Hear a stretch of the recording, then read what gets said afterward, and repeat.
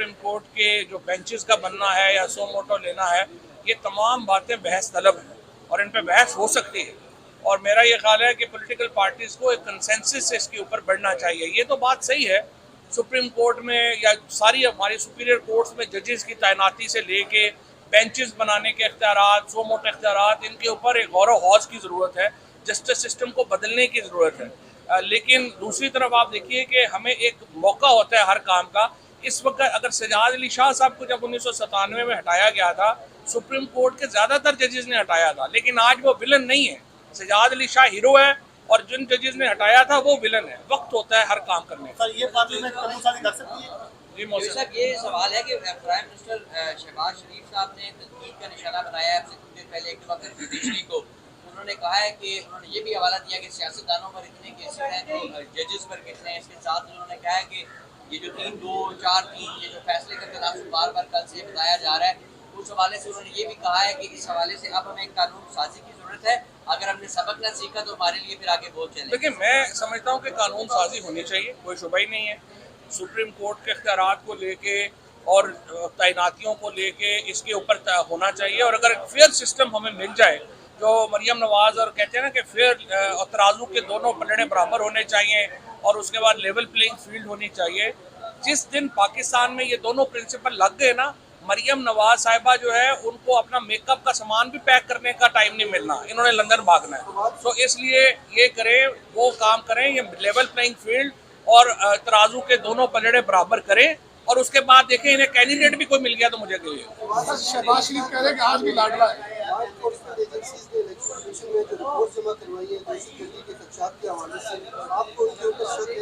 देखिए, election commission ने जो रिपोर्ट जमा करवाई हैं वो सुप्रीम कोर्ट में स्क्रूटनाइज होंगी और सुप्रीम कोर्ट में उसका जवाब आएगा। अभी तक तो अटॉर्नी जनरल साहब कोई वाज़े जवाब नहीं दे सके किसी एक भी बात का जो सुप्रीम कोर्ट ने सवालात रखे। दो तीन बातें हैं जो मैं ऐड करना चाहता हूँ। आज सबसे पहले तो अटॉर्नी जनरल साहब ने ये कहा कि जी आप फुल बेंच बनाएं। कल से आपको पता है कि मरियम नवाज की और नून लीग की और पीडीएम के करोड़ों रुपए ये बयानियाँ बनाने पे खर्च हो चुके हैं कि किसी तरीके से चीफ जस्टिस पाकिस्तान को अंडरमाइन कर सके, सुप्रीम कोर्ट को अंडरमाइन कर सके। और कल से सारी एफर्ट आज आपने देखी है यही हो रही थी। और पनामा के केस में भी आपको पता है कि अचानक मीडिया वालों के कुछ इश्तिहार बड़े बढ़ गए थे। तो मैं तो सुप्रीम कोर्ट को कहूँगा कि कल से जो एफर्ट हुई है सुप्रीम कोर्ट को अंडरमाइन करने के लिए, इसमें भी ज़रा फाइनेंसिस चेक कर लें कि किधर किधर गए हैं, तो उनको पता चल जाएगा। आज जस्टिस मंदोखेल साहब को ये क्रेडिट जाता है जिन्होंने ये करोड़ों रुपया हुकूमत का डबो दिया ये कह के कि ये हमारा इंटरनल मसला है, आपका प्रॉब्लम नहीं है। आज जब अटॉर्नी जनरल ने कहा कि इसको आप फुल कोर्ट बनाएं या ये करें वो करें, तो उन्होंने कहा कि ये हमारा एक अंदरूनी मामला है, ये हम खुद ही देख लेंगे। और आप इस बात के ऊपर आएँ कि अगर इलेक्शन कमीशन का हुक्म कालअदम करार दिया जाए तो उसका फिर क्या इफेक्ट होगा इलेक्शन की डेट के ऊपर। और उसके बाद मैं समझता हूँ अली ज़फ़र साहब ने जो मेन सारी चीज़ें हैं वो तो कंक्लूड कर दी। आज इन्होंने जिस तरह से अपना केस पेश किया, देखिए हमारा आर्टिकल 2A पाकिस्तान के आइन का बड़ा वाज़ेह है। आर्टिकल 2A कहता है कि sovereignty belongs to Allah almighty और उसको इस्तेमाल करेंगे chosen representative of people of Pakistan. ये बुनियाद है हमारे आइन की, हम इससे आगे पीछे हिल नहीं सकते। और अगर आप आइन को इससे हिलाएंगे तो इसका मतलब है कि पूरा स्ट्रक्चर ही जो है वो गिर जाएगा। ये अली ज़फ़र साहब ने आज एस्टेब्लिश कर दिया है। इसलिए इलेक्शन होने के अलावा कोई दूसरा रास्ता जो है वो नहीं है। अब 2 पॉइंट्स जो पहले तो मैं समझता हूँ कि हमारे अटॉर्नी जनरल मंसूर जो है वो ज़ाहिर है मेरा छोटे भाइयों की तरह बड़ा काबिल वकील है, लेकिन आज पहले ही दिन हनीमून वाले दिन ही उसको बड़े मुश्किल मामलात में उलझा दिया गया।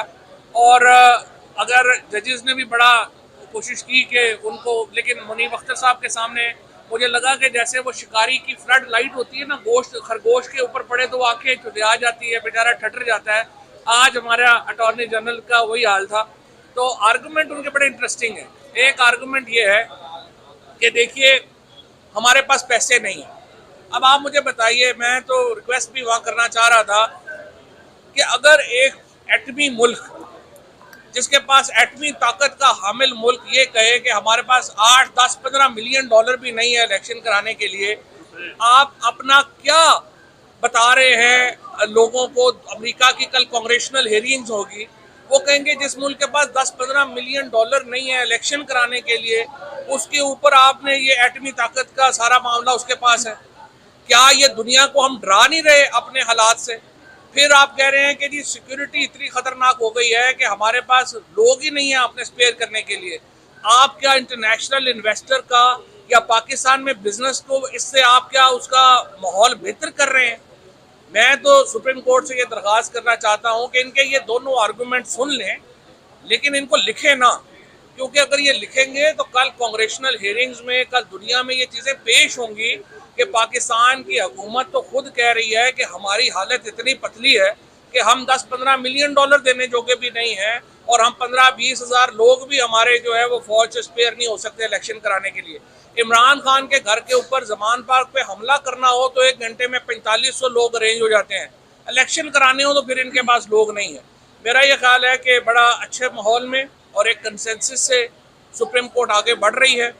हमें सुप्रीम कोर्ट के ऊपर पूरा एतमाद है, और सुप्रीम कोर्ट ही वो वाहिद इदारा है जो पाकिस्तान में रूल ऑफ लॉ को बहाल कर सकती है, जो पाकिस्तान में आइन को बहाल कर सकती है। इसके अलावा यहाँ पे मैंने जो फिगर्स अभी हम इंशाल्लाह कल देंगे, एक तरफ कह रहे हैं 20 अरब रुपए नहीं है, दूसरी तरफ जो पीटीआई के लोटे हुए थे एमएनए उनको, और अपने एमएनए को 90 अरब, पहले मुझे अंदर था पता था कि 70 अरब रुपया दिया गया, लेकिन अब मैं बाहर निकला हूँ तो पता चला कि 90 अरब रुपए की स्कीमें दे दी गई हैं। 10 अरब रुपया इन्होंने लैपटॉपों में दे दिया है, यानी 100 अरब रुपया तो वो ये दे रहे हैं, तो इलेक्शन कराने के लिए पैसे नहीं है। तो इंशाल्लाह सुप्रीम कोर्ट का हुक्म जो होगा वो आइन के मुताबिक होगा, और तमाम इदारों को और फेडरेशन को उस पर अमल करना पड़ेगा। Thank you. आज जो इलेक्शन कमीशन ऑफ पाकिस्तान ने फैसला किया था डिले करने का इलेक्शन, उस ऑर्डर को चैलेंज किया हुआ था पिटीशन के ज़रिए, उसकी कल भी समाअत हुई। आज उसकी डिटेल्ड बहस सुनी। अदालत ने कहा कि जो मेन सवाल ये है कि क्या इलेक्शन कमीशन ऑफ पाकिस्तान के पास आइन या किसी भी कानून में ये इख्तियार है कि वो प्रेसिडेंट की दी हुई तारीख को तब्दील कर दें। उसके ऊपर पूरी जो आर्टिकल्स थे, शिकें थी आइन की, उसके ऊपर बहस हुई। एक एक आर्टिकल को देखा गया। इलेक्शन एक्ट 2017 देखा गया। हमारी सबमिशन अदालत के सामने ये थी कि इलेक्शन कमीशन ऑफ पाकिस्तान के पास कोई गुंजाइश नहीं है कि वो आइन के ज़रिए या किसी कानून के ज़रिए इलेक्शन की डेट को तब्दील कर सकें। इलेक्शन की डेट 90 दिन में ही होनी है।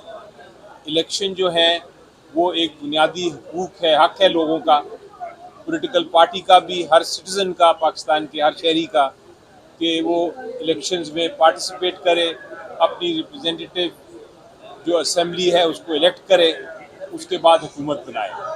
उसमें 90 दिन से ज़्यादा करने की गुंजाइश इलेक्शन कमीशन ऑफ पाकिस्तान के पास नहीं है। हमारा ये भी मौक़िफ़ था कि जो तीनों वजूहात दी हैं इलेक्शन कमीशन ऑफ पाकिस्तान ने कि हमारे पास पैसे नहीं, या फेडरल हुकूमत या प्रोविंशियल हुकूमत ने पैसे नहीं दिए, यहाँ के लॉ एंड ऑर्डर सिचुएशन ऐसी है कि हमारे पास इतनी सिक्योरिटी नहीं है कि हम इलेक्शंस करा सकें। ये ऐसे वजूहात हैं, ऐसे रीज़न्स हैं जो आइन में और कानून में कहीं नहीं लिखे। और नंबर 2, ये ऐसी वजूहात हैं कि अगर ये मान लिया जाए कि इलेक्शन कमीशन ऑफ पाकिस्तान इन वजूहात की वजह से इलेक्शन को डिले कर सकता है, तो फिर तो इलेक्शन कभी भी नहीं होंगे। जब मर्जी इलेक्शन कमीशन की वो इनमें से किसी भी वजह को लेके इलेक्शंस डिले कर दें। हमारी बहस ख़त्म होने के बाद अटॉर्नी जनरल साहब ने भी बहस की। एक इशू उन्होंने रेज़ किया कि ये जो पहली जजमेंट थी वो उसका नोट जो आया है माइनॉरिटी जजेस का, उसके बारे में उसके बाद उसको भी वजाहत करनी चाहिए। लेकिन अदालत ने कहा कि ये केस मुख्तलिफ है, वो केस मुख्तलिफ था। ये केस में तो हमने फ़ैसला ये करना है कि क्या इलेक्शन कमीशन ऑफ पाकिस्तान जो तारीख है उसको डिले कर सकती है या नहीं। उस केस के लिए अगर कोई है तो कानूनी कार्रवाई, कोई रिव्यू, कोई मैटर रेज होगा तो हम देखेंगे। फ़िलहाल उसका कोई इस केस से रेलेवेंस नहीं है। कल के लिए बाकी समाअत जो है केस में होगी। कल इंशाल्लाह जो बहस है इलेक्शन कमीशन ऑफ पाकिस्तान के वकील साहब वो भी करेंगे, और उसके बाद जल्द हमें उम्मीद है कि चूँकि एक बड़ा क्रिटिकल इशू है, पूरी कौम देख रही है इस केस को, इसलिए उम्मीद ये है कि इसकी जल्द से जल्द फैसला आएगा। जहाँ तक PTI का ताल्लुक है, जो भी फैसला आया इंशाल्लाह उसको हम तस्लीम करेंगे। अच्छा जी,